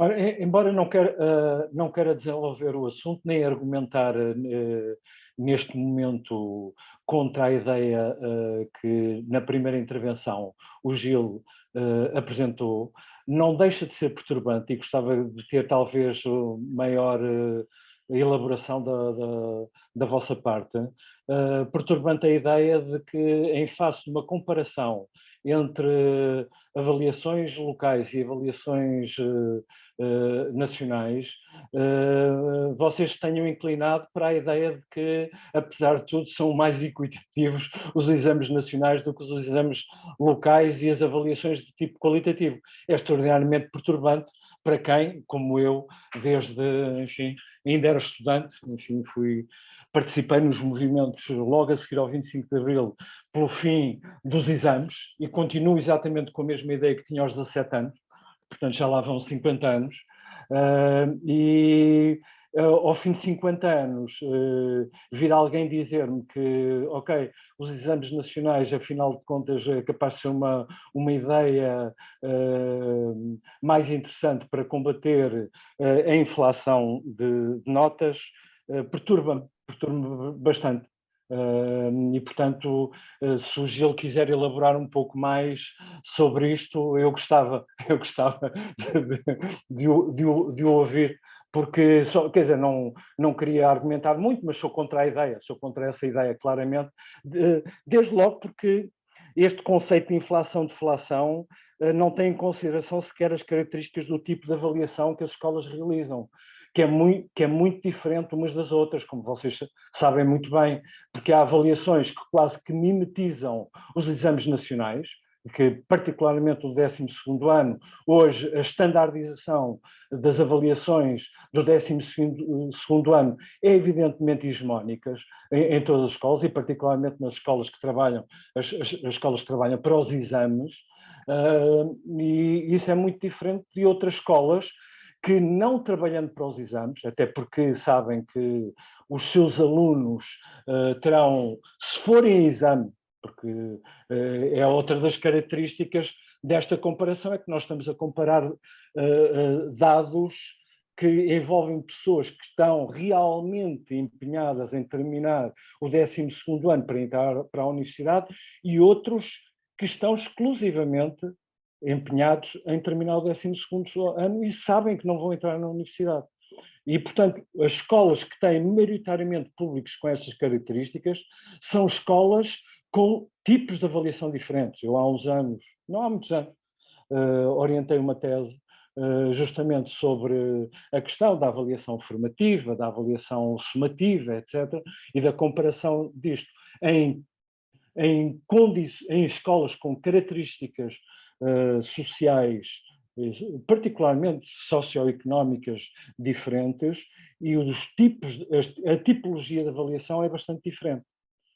E, portanto, esta comparação, sem ter em consideração esta diferenciação das tipologias de avaliação local, acaba por enviesar muito este tipo de resultados apenas a partir dos resultados, não do tipo de avaliação. Porque uma coisa é comparar resultados realizados durante 3 anos de escolaridade com avaliações tipicamente sumativas, todas elas, ou avaliações dominantemente formativas, por exemplo, só para utilizar esta dicotomia. E, portanto, isto, a comparação apresentada, eu presumo, foi a leitura que eu fiz, mas claro que vocês se calhar têm mais dados que naturalmente não apresentaram aqui hoje, e se calhar tiveram em consideração estas nuances. Agora, na apresentação eu não as apanhei, não apanhei essas nuances. Gil, entretanto há uma outra pergunta aí no chat, que se calhar pode, não sei se... Como é que os exames nacionais são melhores para os jovens do nível socioeconómico baixo?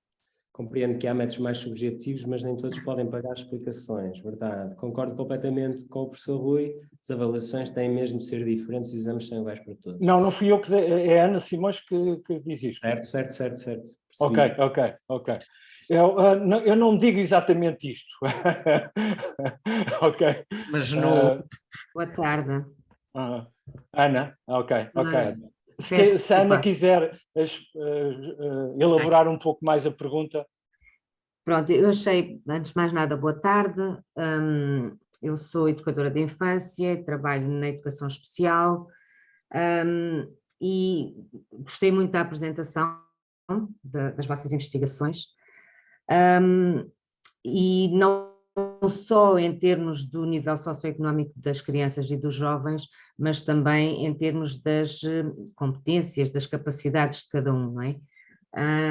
Estamos sempre a trabalhar e temos de trabalhar para o sucesso de todos, e esse sucesso de todos não tem a ver com exames nacionais iguais para todos. Neste momento as escolas, muitas das vezes, principalmente no secundário, as aulas são preparação para os exames. E a escola não pode ser isso, nem para os níveis socioeconómicos mais baixos, nem para os níveis socioeconómicos mais altos, né? A educação dos jovens não pode ser isso, e muitas vezes transforma-se nisso. E as avaliações têm mesmo de ser diferentes, mas a escola não tem capacidade, não tem recursos suficientes para dar a resposta a essas necessidades, diferentes necessidades. E quando eu falo ali das explicações, tem a ver com isso, não é? Como as escolas não têm essa capacidade, quem pode pagar as explicações prepara-se melhor para os exames.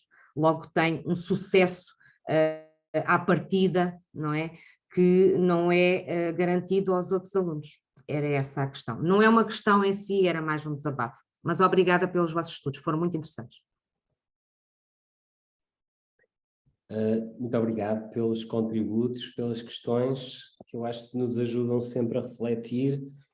Eu vou tentar, de forma sucinta, responder mais objetivamente possível. Ora bem, desde logo vou começar talvez pelo fim. Nós estamos aqui a falar, e uma parte significativa dos estudos, aliás o tópico era o acesso ao ensino superior. Portanto, no acesso ao ensino superior, desde logo, o exercício que nós fazemos, e aqui não vou para já dizer se é bem ou se é mau, pode haver outras formas de acesso, aliás uma das que nós elencávamos, porque há países que não funcionam como o nosso, é através de uma flexibilização substancialmente maior dos números clausos. Isso origina logo uma data de consequências e, por exemplo, em muitos cursos até há uma espécie, em alguns países, espécie de porta aberta, as universidades estão preparadas para receber um grande número de alunos no primeiro ano, para fazerem a experiência e depois o próprio percurso se orienta de fazer a seleção, se desistem, se não desistem, etc. No nosso caso específico, nós, em Portugal, seriamos os alunos à centésima. Portanto, é o que está a acontecer. E agora, nós podemos seriar melhor ou pior. Eu percebo que a ideia de colocar outros indicadores, ou até os mesmos, e por exemplo dar mais peso às classificações internas, no sentido de que estas seriam mais justas, eu acho que há aqui uma confusão de termos, ou seja, elas poderão ser mais justas se de facto forem avaliações, como se diz, que estão, por exemplo, a ter em conta o nível socioeconómico dos alunos e se adaptarem aos mesmos. Agora, isto é uma coisa que para já carece de validação. É uma boa intenção. Se estamos a conseguir fazê-lo ou não, e em que moldes é que se faria, eu não sei bem desta discussão. Isso é um ponto. E, acima de tudo, elas são comparáveis. As avaliações que os professores podem dar, e eu não estou contra o tipo de avaliação formativa, obviamente que não. O meu ponto, ou o nosso ponto, é, para seriação à centésima, é possível utilizar este tipo de avaliação. Eu sou de formação, eu trabalho nas ciências da educação já há muitos anos, de formação sou psicólogo, tenho uma componente forte de psicometria. Uma das componentes essenciais nos testes de avaliação psicológica e que se estende a muitas outras áreas é exatamente a questão de eu entro num consultório, recebo um diagnóstico, eu não posso entrar no consultório ao lado e receber um diagnóstico diferente. Isso diz mal, não é de mim, eu sou a mesma pessoa. É da ciência que me está a avaliar no sentido da comparabilidade destes indicadores específicos. Ou seja, isto tem de ser provado cientificamente. O grau de precisão com que nós conseguimos fazer avaliações, designadamente, e volto a sublinhar, se o objetivo for utilizar para seriar à centésima, nós temos de dizer que o conseguimos fazer com essa objetividade. Portanto, eu tenho se as classificações internas finais se mostrarem que o mesmo aluno, e é possível fazê-lo, há, digamos assim, metodologia disponível, conhecida para o fazer. Se diferentes professores conseguirem avaliar o mesmo aluno nas componentes que julgamos até mais interessantes, eu serei o primeiro a admitir que é muito mais interessante avaliar um aluno na sua totalidade, atendendo às suas atitudes, aos seus valores, à sua capacidade de relacionamento, etc., ao esforço desenvolvido, etc., do que através dos conhecimentos parcos na disciplina A ou B. O ponto aqui é ligeiramente diferente. É se as classificações permitem uma comparação entre alunos justa. São coisas bastante dissimilares. E o ponto aqui é que nós usamos estas classificações internas finais e agora até está na discussão usar ainda mecanismos mais frágeis do ponto de vista da comparabilidade, como por exemplo as entrevistas, para seriar à centésima, para definir quem entra e quem fica de fora. Eu não estou a dizer que seriar à centésima por exames nacionais que é justo. O que eu estou a dizer é que é mais justo do que seriar à centésima por classificações internas finais e seguramente por entrevistas. E toda a literatura, e agora respondo à questão de como é que os exames nacionais são melhores para os alunos mais desfavorecidos, exatamente por isto. Porque pelo facto, pode parecer, então tratar cegamente, até é uma lógica quase contra-intuitiva, não dá mais vantagem aos que têm vantagem. Isso, há um pressuposto na pergunta, é que as alternativas compensariam esta desvantagem. Nós temos uma manancial de literatura de diferentes áreas, que eu sumarizei ali muito rápido, mas de várias áreas, desde a psicologia social, etc., que mostram da psicometria, mesmo na literatura da sociologia, que mostra que, em princípio, as pessoas numa sociedade competitiva e com diferentes graus de informação vão poder aproveitar de forma diferenciada e, no fundo, aumentar ainda o seu grau de vantagem. Veja-se, por exemplo, como pais, se falarmos de notas internas, como pais desde que possam pagar um colégio, da mesma forma que podem pagar uma explicação, serão os mesmos exatos pais que vão poder pagar a organização de um portfólio, atividades extracurriculares mais interessantes para que os seus filhos, imediatamente a partir do momento em que tenhamos entrevistas nos processos de seleção, preparação para as entrevistas, até os alunos de meios favorecidos vão treinar. Quer dizer, infelizmente é isso. E eu não estou a dizer que é bom, eu estou a dizer que destes instrumentos disponíveis são aqueles que são capazes de diminuir a vantagem que já existe e de alguma maneira pôr algum limite nessa vantagem. Deixei por responder alguma coisa, não sei, dei uma resposta bastante geral, não sei se respondi ao Rui. Sei que a Ana Simões... Não, mas os meus problemas não são compatíveis com o escasso tempo que aqui temos e, portanto, eu não quero introduzir elementos excessivamente perturbadores na ideia. Mas a questão essencial é a própria investigação, a partir de um determinado momento, se compatibilizar com os constrangimentos institucionais e políticos que são definidos dentro do sistema. E, portanto, a minha chamada de atenção é para a necessidade de fazer investigações suficientemente disruptivas que não aceitem essas baias. Porque o problema aí é que a vossa pesquisa, creio que vocês têm, aliás, a noção disso, estão completamente dentro dos constrangimentos institucionais da seleção, do esquema seletivo na base do qual o nosso sistema se organiza. E, portanto, eu prefiro investigações que não partam desse constrangimento.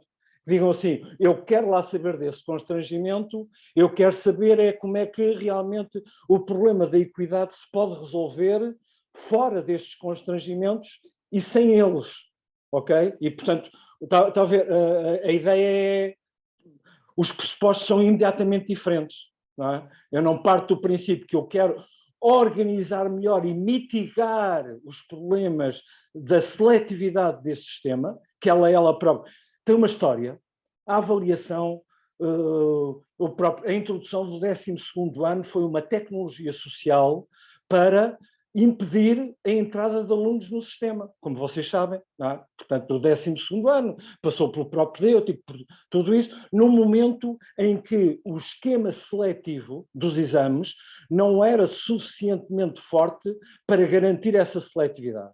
E, portanto, houve vários filtros, não é? E a história desses filtros, nós não temos praticamente história da avaliação em Portugal, é uma coisa incrível, mas não temos, de facto. Temos história do currículo, etc., mas não temos história da avaliação. Fazer a história da avaliação, particularmente no período pós-25 de Abril, e como é que nós passamos de um sistema que consegue finalmente, com um atraso de 15 anos em relação à restante Europa, unificar o ensino, paulatinamente voltamos a um sistema dual de ensino, que é o que nós hoje já temos. Não é? O que nós temos hoje verdadeiramente são de novo as escolas, agora já não é de antes, eram as escolas, eram os liceus, escolas técnicas, industriais e comerciais. Agora é mais do que isto. As fileiras de ensino atuais são mais do que estas 4 do Estado Novo, o que é uma coisa incrível. Como é que nós, passados 50 anos, com a intervenção política fundamental do Rui Grácio, em 75, 76, há a unificação do ensino, e agora o ensino já não é unificado e nós passamos a conviver com a maior das canduras com essa situação. Portanto, não se põe isso em causa, quer dizer, não há sequer, politicamente, não há nenhum partido, eu não conheço nenhum partido em Portugal que seja contra esta ideia, ou quer dizer, que regressa à ideia de unifiquemos o ensino, comprehensive school, regressemos à ideia da comprehensive school. Ninguém tem coragem neste momento no país de o fazer. Eu tenho, quer dizer, eu continuo a ser pela comprehensive school, pela escola unificada, mas ninguém o diz publicamente. O PC não o diz, o Bloco de Esquerda não o diz, o LIVRE não o diz, os partidos de esquerda não defendem isso, os direitos muito menos, porque nunca o defenderam, sempre foram contra. Como vocês sabem, a história do ensino unificado, como o Rui Grácio disse, o ensino unificado não começou muito bem, porque tivemos que fazer isto muito rapidamente, sem avaliação, etc. Mas era o único momento que eu consegui fazer, era aquele. E se não fosse naquele momento, não era feito. E é verdade. Se não tivesse sido naqueles 6 meses de 1975, a seguir ao 25 de novembro, não havia ensino unificado em Portugal. Nunca tinha existido em Portugal ensino unificado. Quer dizer, a história é importante nisto. Quer dizer, quando nós, olhamos para o ensino profissionalizante, não podemos observar, sem observar, o que são historicamente as raízes do ensino profissionalizante. Vem do Estado Novo. Essa resposta é uma resposta do Estado Novo, da divisão em fileiras diferentes, a partir da avaliação que é realizada precocemente no final do 4º ano de escolaridade, no final da instrução primária. Eu sou filho. Eu não sou filho do ensino unificado, eu vou para o liceu porque tive uma avaliação de ótimo no 4º ano de escolaridade. E houve colegas meus que foram para a escola técnica e que tiveram percursos profissionais, etc., desqualificados, porque no final, com 10 anos, 9, 10 anos, tiveram um mau resultado no exame de 4ª classe. Sim, o que está a acontecer hoje com o ensino profissionalizante é que cada vez mais está-se a empurrar para trás o tracking e a orientação por diferentes vias, não apenas pelos tapes, mas por outras vias. Os próprios psicólogos, a chamada orientação vocacional, têm tido um papel nisso e não tem sido suficientemente estudado. O discurso nas entrevistas, nas avaliações que os psicólogos e nas escolas que têm psicólogos orientam um certo tipo de alunos claramente para o ensino profissionalizante cada vez mais cedo. E isto é miserável. relativamente à equidade, e quando nós estamos às portas de comemorar os 50 anos do 25 de Abril, é preciso dizer que isto é miserável, isto está a ser realizado em Portugal, e que é preciso estudar isto, estudando história também, buscando a história destes fenómenos, e não nos limitando a fazer observações cada vez mais micro, investigações cada vez mais micro, que de repente a big picture fica de fora. A big picture fica de fora. Fica de fora esta genealogia destes fenómenos. Como é que nós somos capazes de conviver hoje com um ensino que já não é dual, ele tem 5, 6, 7 fileiras diferentes, e que se consolidou. E isto verdadeiramente perturba-me olhar para a investigação dos últimos anos das ciências da educação, em que a big picture não está presente. É preciso introduzir cada vez mais o quadro geral nas investigações parciais. Sem esse quadro geral, nós perdemos completamente a perspectiva, do meu ponto de vista. Gil, é assim, para um último comentário, porque devemos fechar agora, ok? Isto podíamos ficar aqui o resto. Temos que promover outra sessão de debate, que são realmente... E vocês vieram com 3 tópicos importantes, mas tínhamos previsto, pronto, até porque depois as pessoas têm as outras coisas todas para fazer, tínhamos previsto esta 1h30, mas eu gostava de que encerrasses com um comentário final a estas questões, deixando para uma outra oportunidade que haveremos de encontrar certamente nos nossos cruzamentos interdisciplinares, para depois fazermos aqui o nosso encerramento, e que não pode ser da melhor, e vou só dizer esta coisinha, hoje é Dia Nacional da Cultura Científica, portanto eu congratulo-me que estejamos aqui a discutir estes temas, certo? Ok? Pronto, é contigo agora.